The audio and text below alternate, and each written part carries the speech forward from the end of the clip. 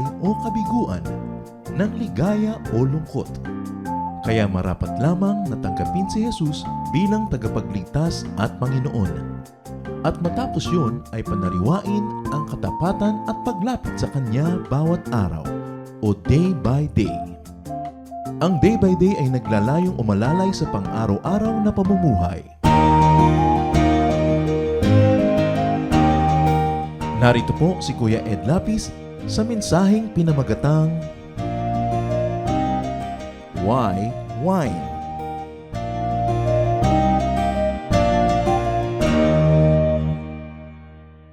The first miracle, the very first miracle of the Lord Jesus Christ was about making wine. He turned water into wine.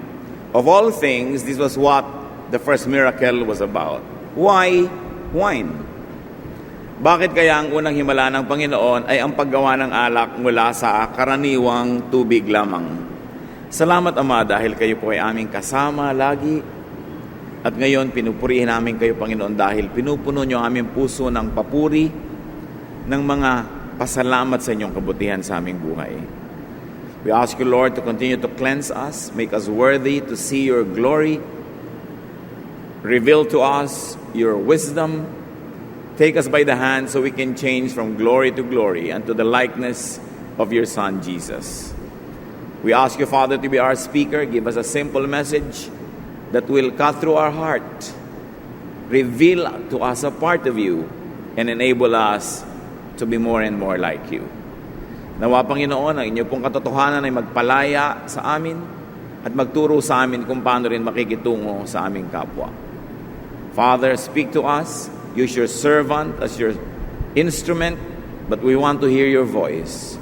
May you speak powerfully so that we will always be changed whenever we hear from you. We commit this time to you, Father, asking you to bless your people and lift up only your name. And in the name of Jesus, your Son, we praise you and thank you. Amen. Why wine? Bakit nga kaya sa dinami-rami ng pwedeng himalang gawin ng Panginoon, ang nauna pa na na-record sa Bible ay ang paggawa ng alak? We shall be reading John chapter 2 verses 1 to 12 from the Contemporary English Version. And we'll begin with verses 1 and 2. 3 days later, Mary, the mother of Jesus, was at a wedding feast in the village of Cana in Galilee. Jesus and his disciples had also been invited and were there. Sa pagbukas ng istorya, we see Mary busy with other women folk of her family, attending to the details of a wedding, which was one of the biggest events in any ancient village. At nandun din ang Panginoon, imbitado kasama ng kanyang mga alagad. Immediately, what do we see here? That Jesus socializes. Of course, the Bible says that Jesus grew in wisdom and stature, in favor with God and with men. That Jesus developed physically, mentally, socially, and spiritually. While many people paint a very grim picture of Jesus as not smiling, not telling jokes, not socializing, this first miracle gives us a very important glimpse into his social life. Na ang Panginoon ay nakikihalubilo, nakikipagmabutihan sa mga tao, at dumadalo sa mga pagsasaya. Misa kasi may natatanggap akong tanong sa Facebook, pwede po ba kaming ngumiti dahil si Jesus daw hindi ngumiti? Pwede ba kami magbiruan dahil si Jesus daw hindi nagbiro? Wala namang ganong verse sa Bible. Ang nakikita pa nga natin, siya ay nakikipagmabutihan.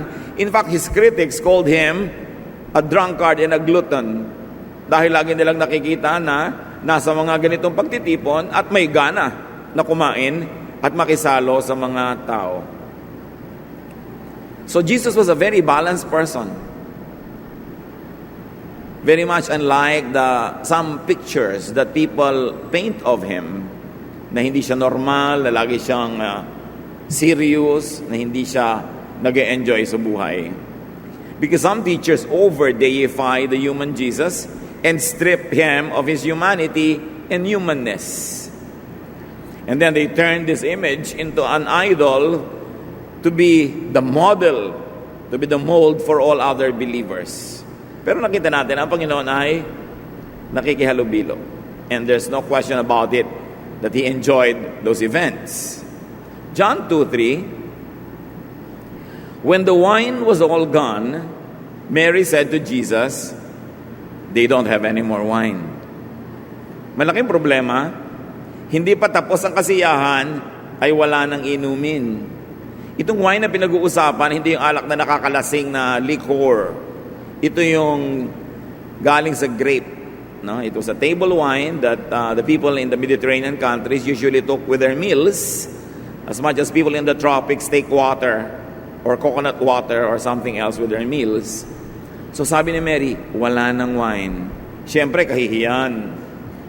Papahiya naman yung host family. So obviously, Mary was on the host side because she was worried about this lapse. Matitigil lang kasiyahan dahil wala nang mainom ang mga tao. It was a very human, social, a very natural, and what some people might call a very mundane, earthly, and worldly concern. There is no more wine. Interestingly, in the public ministry of Jesus, this seems to be the first problem ever presented to him. And by Mary, his mother, no less. Wala nang alak. John 2:4, Jesus replied, "Mother, my time hasn't yet come. You must not tell me what to do." So Jesus shows his concern for timing, for the timing of his ministry, for the revelation of himself, a concern for decorum and propriety, and for method. Dapat nasa lugar ang lahat, nasa tamang oras, at nasa tamang lugar, nasa tamang panahon. There was a concern for policy and even what some people might call discipline. Sabi, "Ina, huwag niyo naman akong sabihan kung anong gagawin, hindi pa oras." John 2:5, very interestingly, Mary then said to the servants, "Do whatever Jesus tells you to do." So there was insistence on her part that something happens, that Jesus does something. Almost like a stubborn insistence. Because Mary knew Jesus. Kilala niya. Alam niya kung anong pwedeng gawin at kabisado niya kung ano ang laman ng puso. Here, Mary displays faith, which really means trust and action together. Sabi niya sa mga katulong, ano man ang ipagawa sa inyo, gawin niyo. Dahil nararamdaman ni Mary na ang ipapagawa ni Jesus sa mga katulong ang magiging kalutasan sa suliranin na wala ng alak. John 2:6. At the feast, there were 6 stone jars or water jars that were used by the people for washing themselves in the way that their religion said they must. Each jar held about 20 or 30 gallons. So in those events, especially in religious events, or events that have the religious flavor, people wash parts of their bodies. Their hands, their feet, sometimes their face. So may mga jars doon na lalagyan ng tubig. At sa dami ng mga naghugas, sa dami ng mga gumamit, at tapos na yung paggamit noon, wala nang laman. The 6 stone jars that could contain a lot of water were already empty. And there were always empty jars to fill. If you like to spiritualize so immediately, there are always empty jars to fill. So sa atin naman, be an empty jar. Be empty for Jesus so that Jesus could fill you. So that Jesus could fill us with what He is made of. Sometimes we are too full of our own conceit and ignorance and stubbornness, even of our fossilized traditions and set ways, that there's no more space for the innovation of Jesus. There is no more space for a surprise miracle because we are so set in our ways. So be an empty jar for Jesus. Be an empty jar so that Jesus could fill you with water that He could turn into something more fabulous. John 2:7-8. Jesus told the servants to fill them to the top with water. Then after the jars had been filled, He said, "Now take some water and give it to the man in charge of the feast." Sumunod yung mga katulong. Sabi ka sa kanila ni Mary, kahit ano ipagawa sa inyo, gagawin nyo. At kahit hindi oras umigib ng tubig, wala na sa job description nila na sa oras na yon igib pa ng tubig, ginawa nila. Sabi ni Lord, punuin nyo ng tubig, at nung napuno na, magdala kayo ng sample doon sa Master of Ceremonies, doon sa head waiter, o sino man yung nangangasiwa ng buong pagdiriwang. So the servants are first instructed by Mary, then Jesus, and they obey. Immediately, we know the lesson here. Obey Jesus. And watch.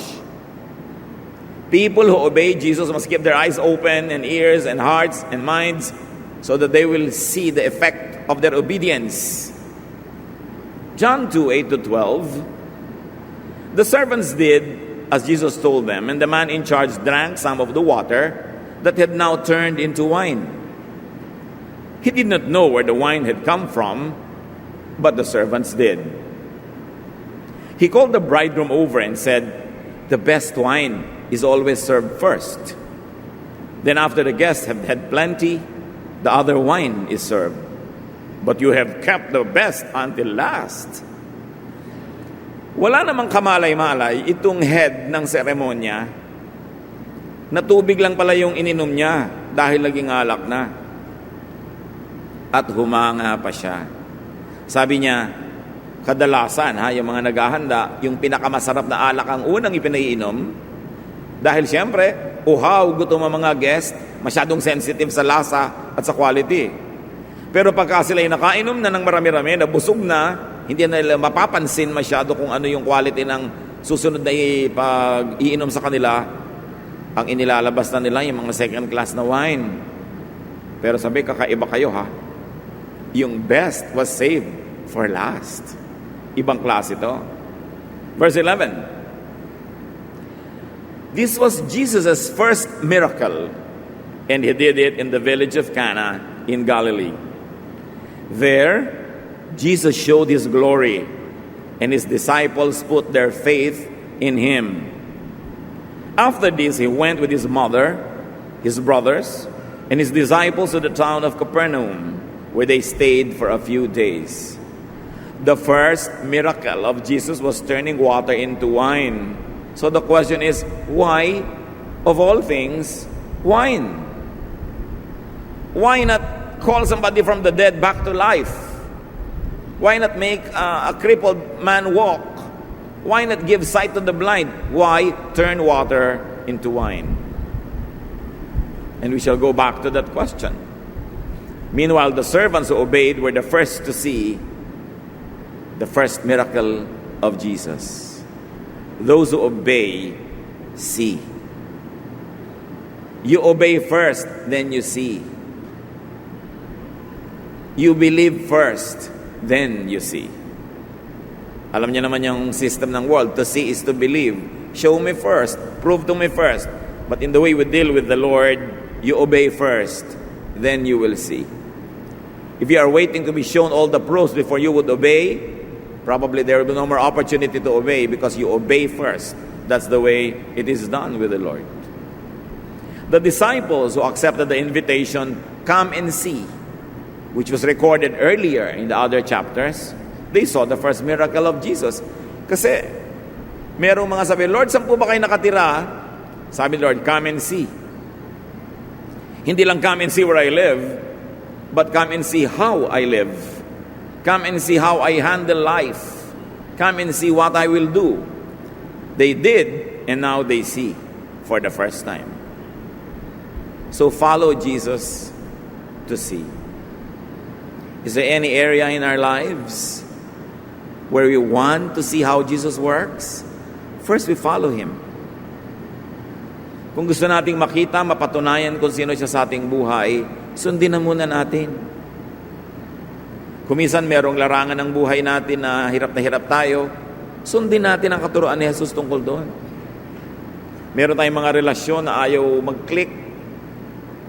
We have relationships that don't work.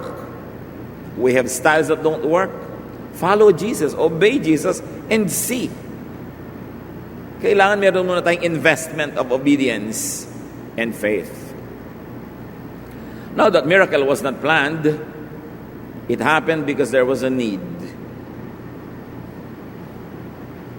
There was an opportunity to do good, to save a situation from becoming bad.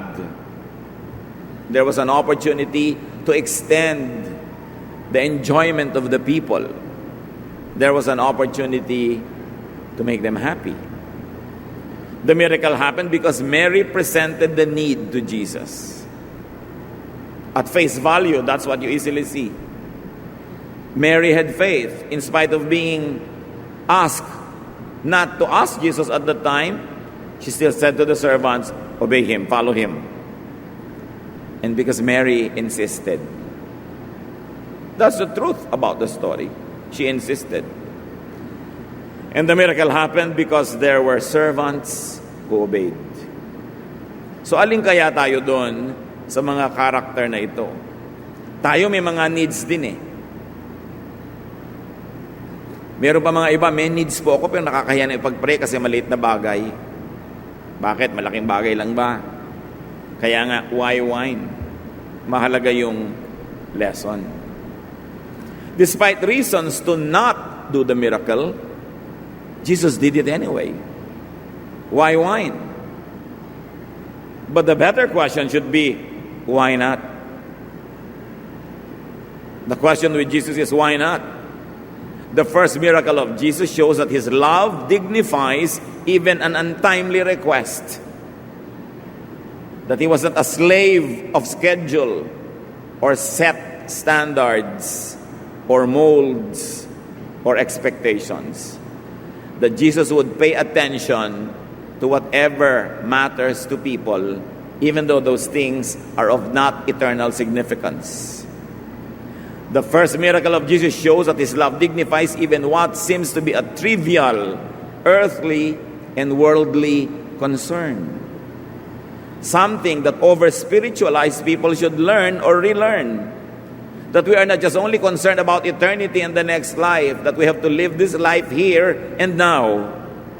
And that the love and comfort and concern of Jesus doesn't cover only eternity, but covers our daily, yes, you might call mundane existence. That the love of Jesus does not call anything small if it is big to you.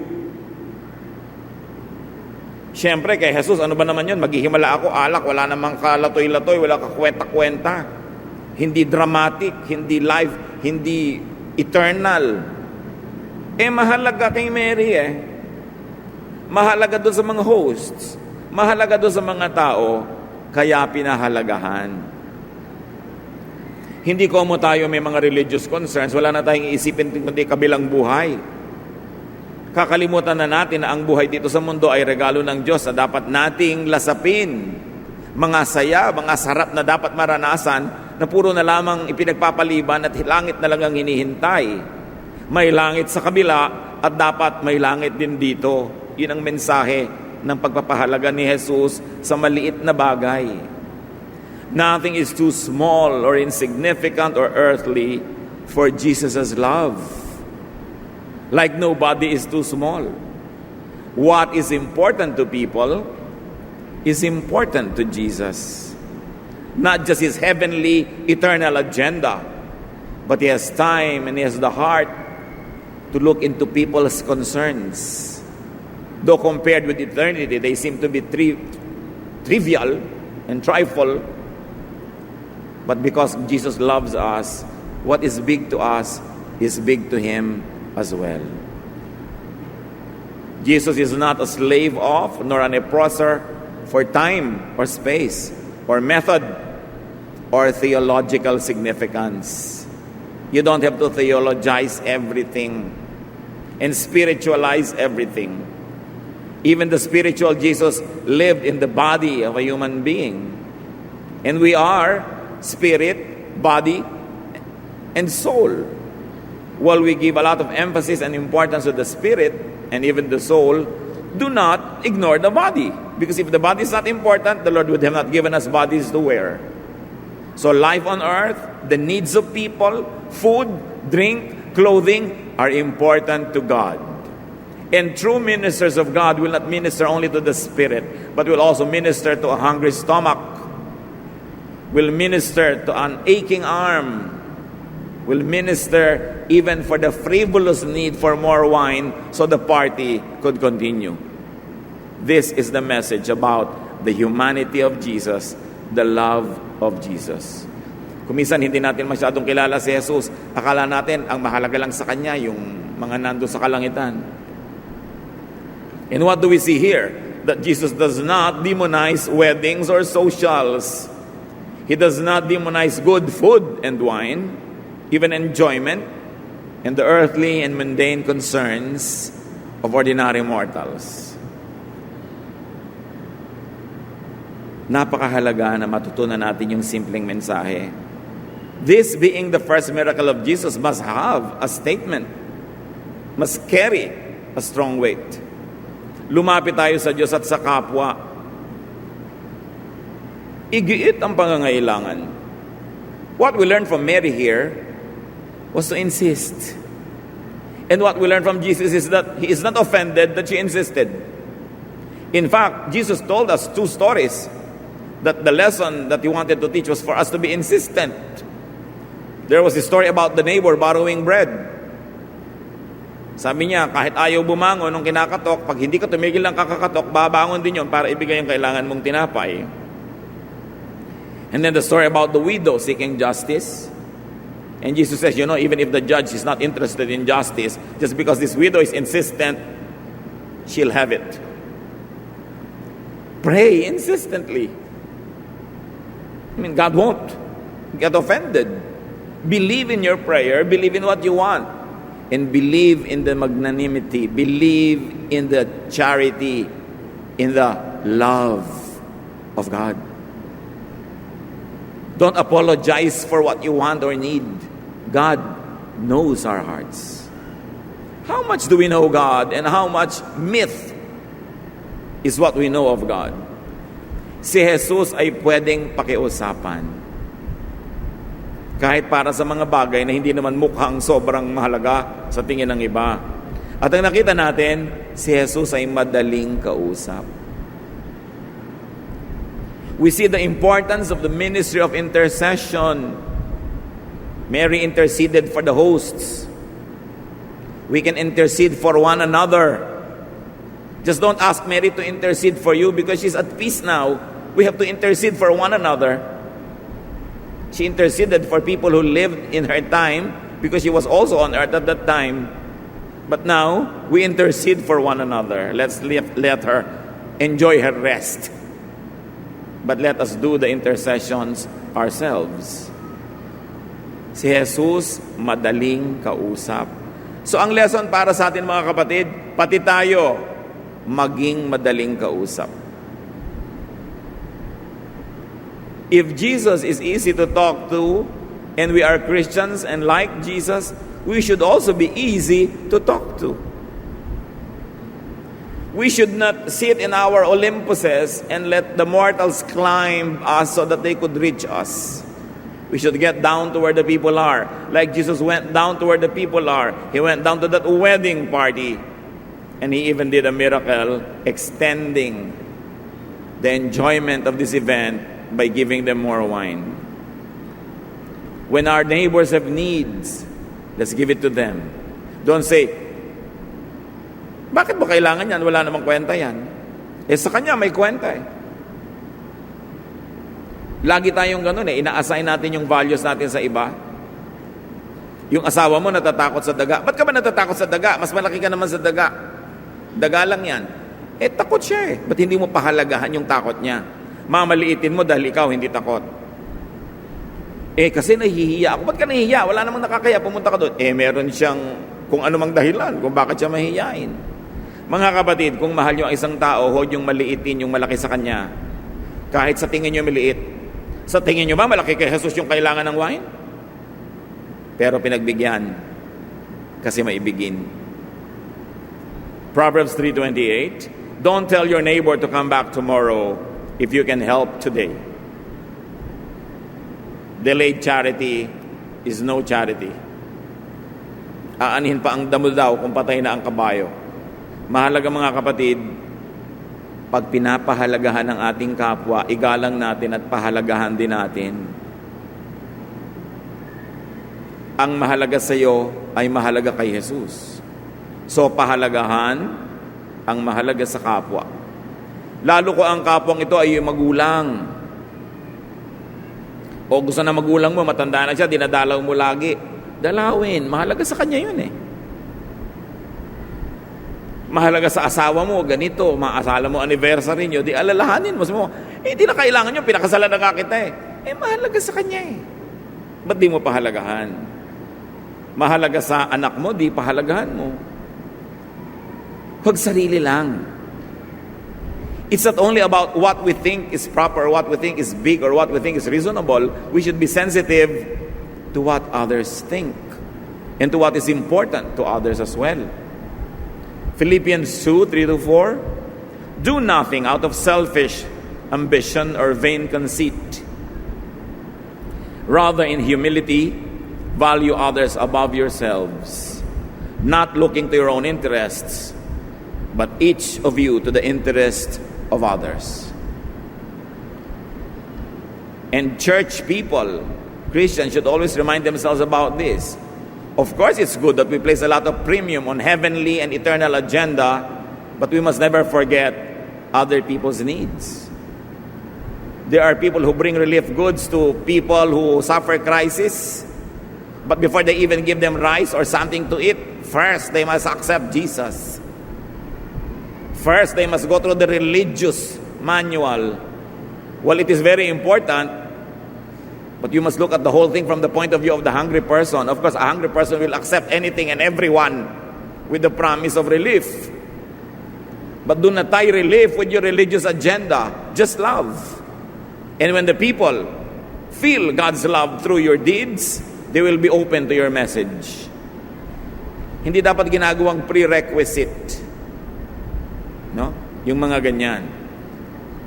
Pagka nag-born again ka, bibigyan kita ng pa-enroll, yung mga ganyan, mga kumisa ng mga pang-blackmail ng mga titang born again. Diba?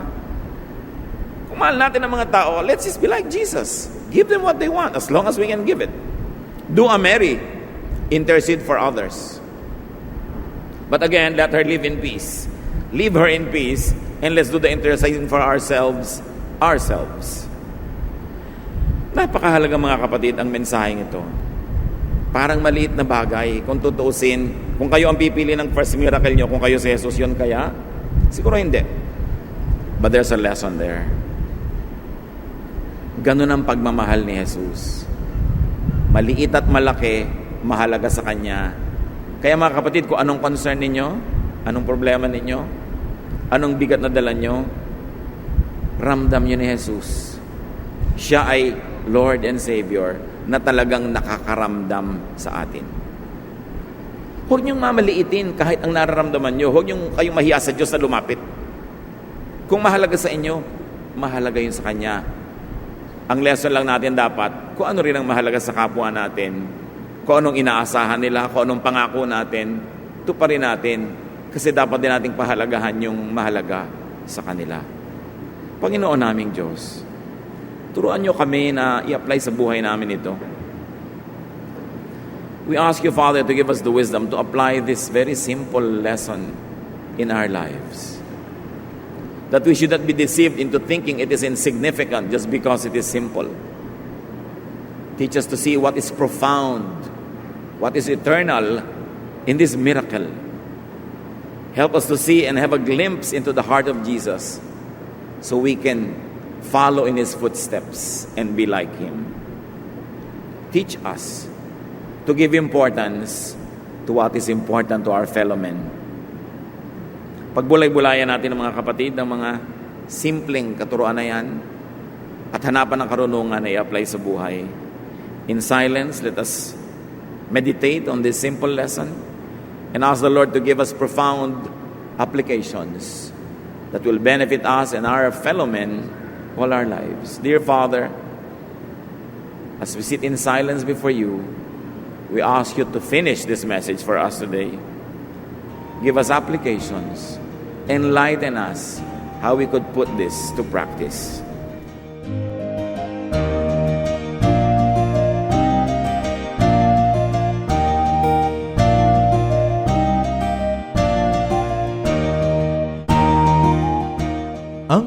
natapos pong mensahe ni Kuya Ed Lapis ay pinamagatang Why Wine?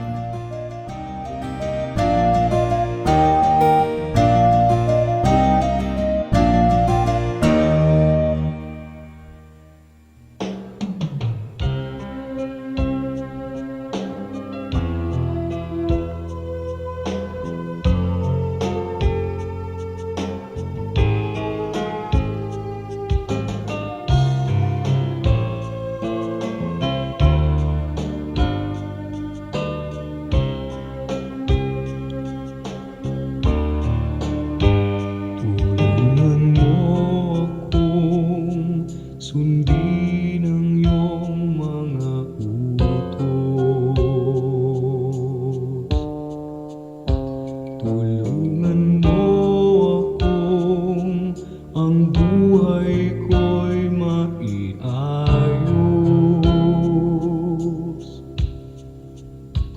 At sa mga tukso, tulungan mong pigilin ang sarili ko. Tulungan mo akong maging tapat sa'yo. Pagpipigil sa sarili, pagpipigil sa sarili. Kung nalulungkot at nalulumbay, magtiis at maghintay. Pagpipigil sa sarili, pagpipigil sa sarili. Ang ituro mo sa buhay ko, Jesus.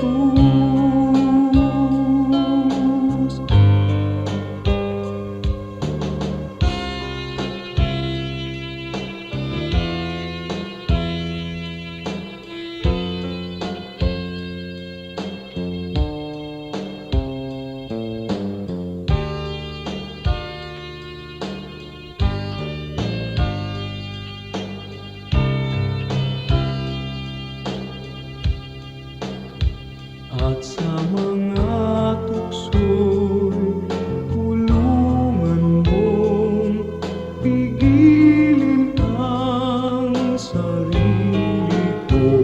Tulungan mo akong maging tapat sa'yo.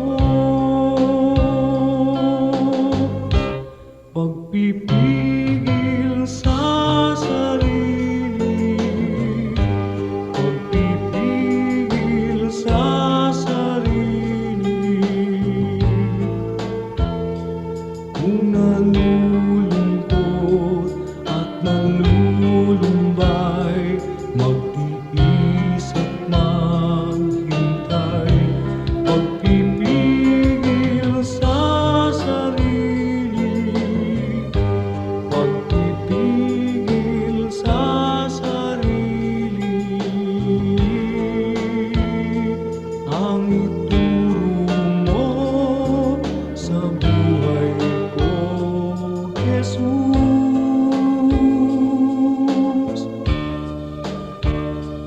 Ang ituro mo sa buhay ko, Jesus.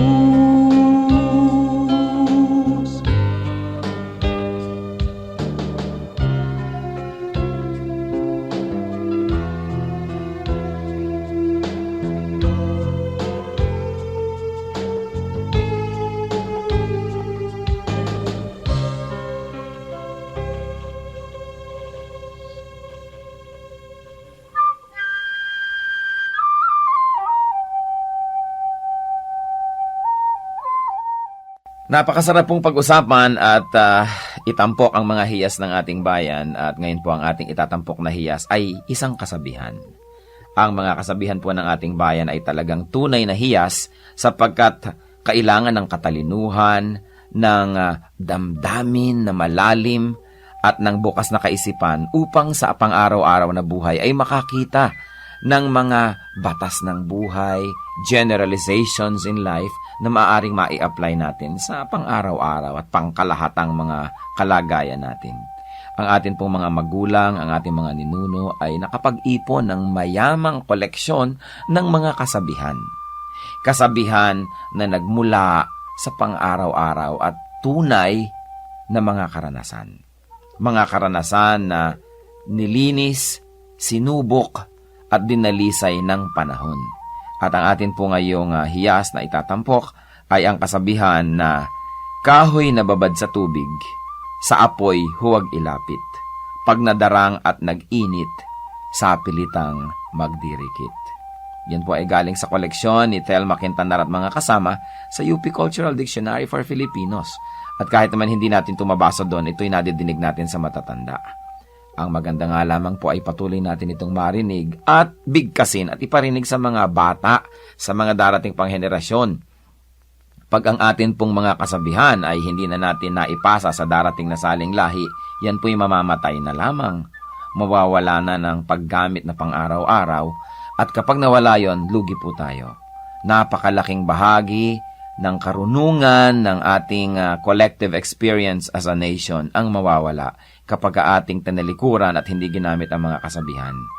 Alam niyo naman po, maraming mga kabataan pag nakakarinig niyan, nakokornihan, but it only shows us kung gaano kagrabe ang miseducation at brain damage na nangyayari sa ating bayan. Dahil ang lahat ng mga tama at magaganda at mga dakila ay nakokornihan ang mga young people. At ang kanilang dinadakila ay mga artista, mga singers na wala namang maiturong mabuti. Ang atin pong kasabihan, kahoy na babad sa tubig, sa apoy huwag ilapit. Pag nadarang at nag-init, sa pilitang magdirikit. Ano po ang mga maaari nating mahalaw na mga katuruan dyan? Una, walang taong hindi pwedeng matukso. Hindi mo pwedeng sabing, yung taong yan matibay, pwedeng iharap talaga yan sa tukso. O yan, naku, laki sa Sunday school. O laki yan sa Biblia, laki yan sa simbahan. Matibay yan. Maging ang pinakamatuwid na tao ay susuko at matatalo ng tukso kung ito ay laging haharap sa tukso at bababad sa tukso. Napakaganda po nung metaphor na ginamit. Babad nga naman sa tubig ang kahoy at basang-basa, pero kung lagi niyong ilalapit sa apoy at tatagalan niyo ng paglapit doon, yan ay matutuyo, madadarang at magdirikit, mag-aapoy din yan. Kaya huwag po tayong pakasisiguro. Sabi rin nga sa Bible, ang tao daw na kung kailan sa palagay niya ay napakatibay niya, napakagaling niya, kung kailan sa palagay daw niya ang tao ay hindi matutumba ay doon mag-ingat sapagkat malapit siya sa pagtumba. Napakahusay po ng pag-observe ng ating mga ninuno sa tunay na buhay at sa kalakaran ng buhay upang masabi na kahoy na babad sa tubig, sa apoy huwag ilapit. Pag nadarang at nag-init, sa pilitang magdirikit. Huwag po natin na i-overestimate ang kakayahan ng kapwa natin na manindigan laban sa tukso. Kaya iiwas po natin ang ating sarili, ang ating mga mahal sa buhay sa mga sitwasyon na maaari silang matukso. Maski gaano kalaki ang pagtitiwala natin sa kanila at sa kanilang nakaraan, maski gaano pa kalaki ang ating pananampalataya na sila'y magiging matibay, makabubuting iiwas sila o ang ating mga sarili sa tukso. Hiyas ng ating bayan, kasabihang, kahoy na babad sa tubig, sa apoy huwag ilapit. Pag nadarang at nag-init, sa pilitang magdirikit.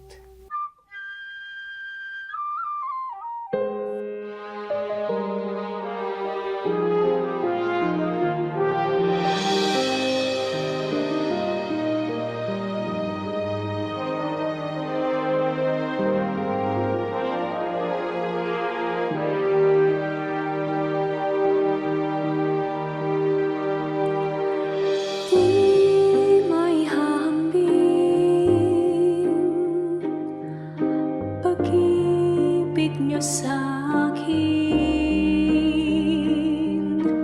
di may haling tuladan. Wagas Wagas niyong pagtingin, ang iyong pagmamahal, sadyang walang hadlang, wala sa kalagayan at katayuan.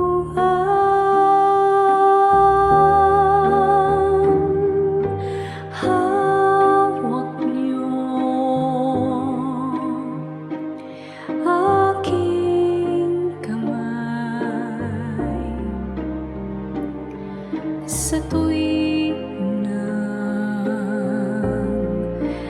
nanananglahay at sa tuwing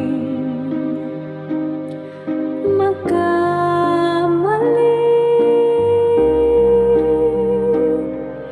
walang hanggang pagpapatawad niyo sa'kin.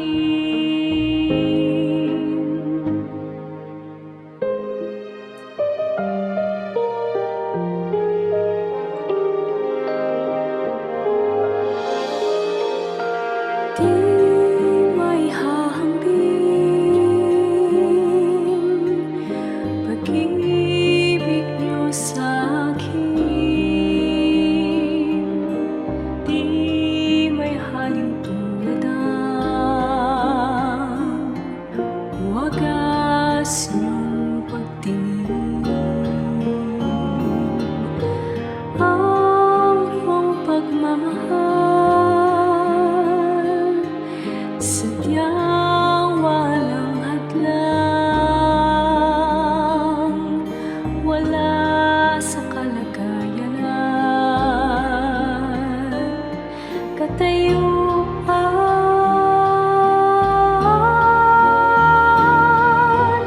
Hawak niyo aking kamay sa tuwing nanananglahay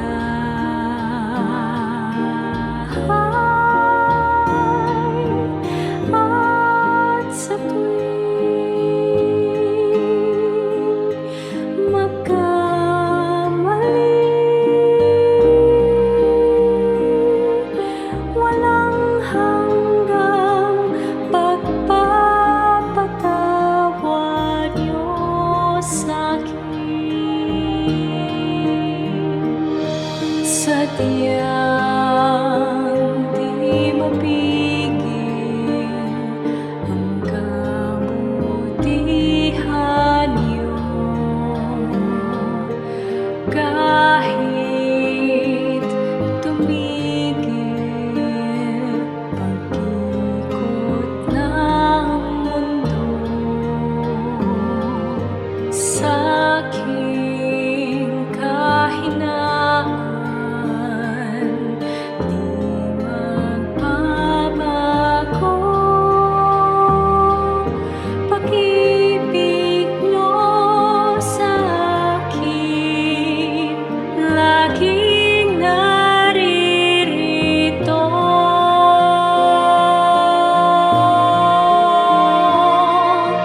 Hawak niyo aking kamay sa tuwing nanananglahay at sa tuwing magkamali,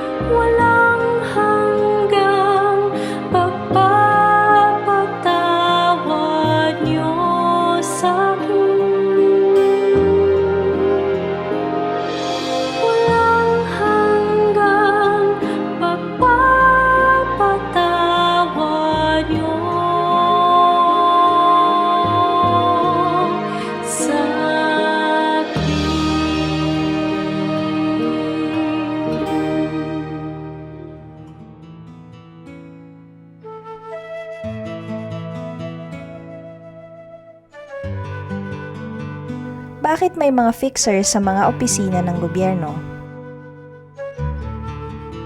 Tayo kasi mga Pilipino, personal ang paningin natin sa lahat eh. At yung gobyerno kung minsan parang nagmumukhang cold institution, parang policies, laws, rules na hindi masundan ng karamihang ng mga mamamayan. We always want a human face. Kaya siguro nagta-thrive sa ating kultura na may mga fixers.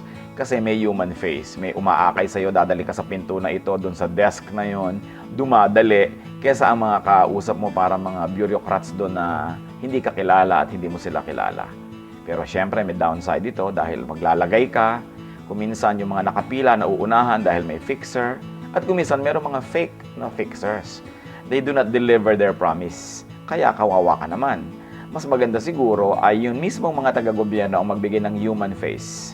Na nandun ka sa desk, nandun ka sa counter, but you're also a friend, you are a kababayan, para hindi na kailanganin itong ganitong mga fixers.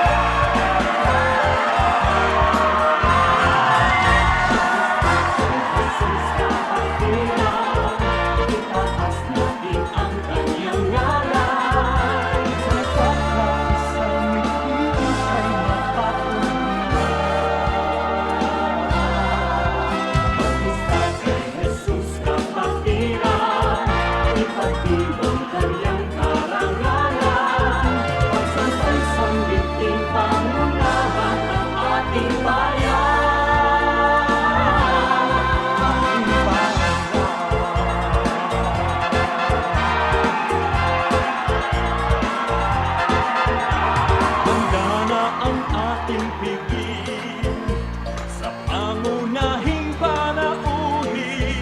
Tayo na pumawit, sumayaw sa pagtugin, at siya'y magkakapiling. At kay Jesus kapatiran, itaas natin ang kanyang ngalan. Isang bikinin siya'y mapapurihan. Magbista kay Jesus kapatiran, ipag-ibig kanyang karangalan. At sabay sambitin pangunahan ang ating bayan. Ating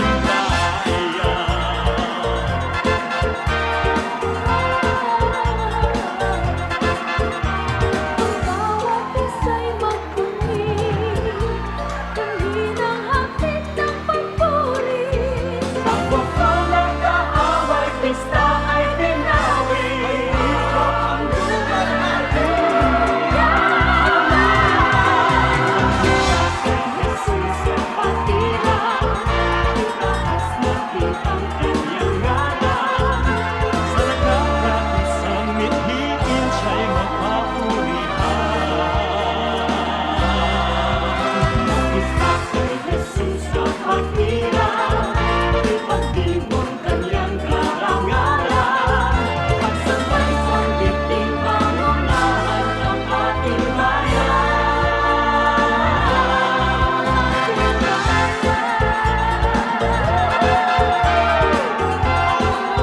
Halina tayong magpista!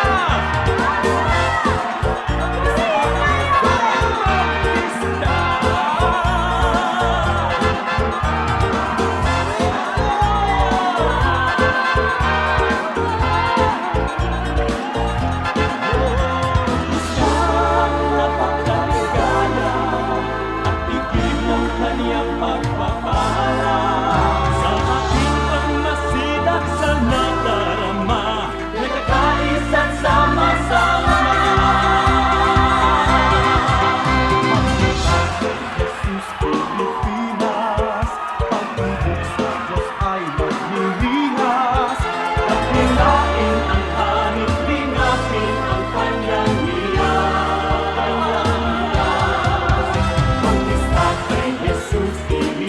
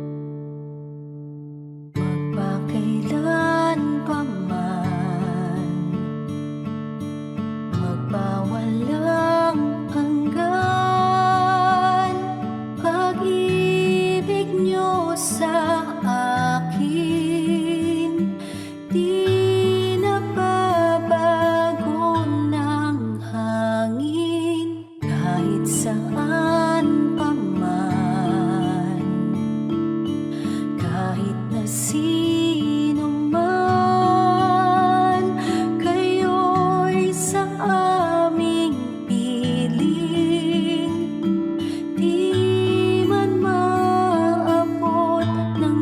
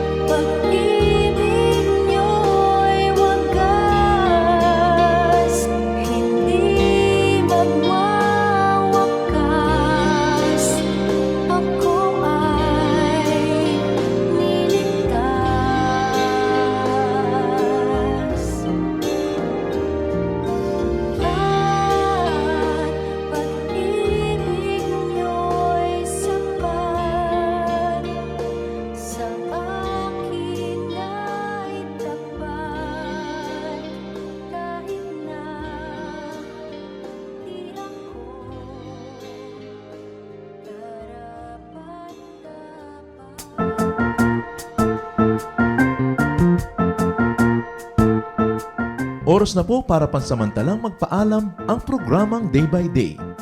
Tayo po'y magsama-sama tuwing ika-6 hanggang ika-7 ng umaga, araw-araw. Magandang umaga po at mabuhay ang Panginoong Hesus!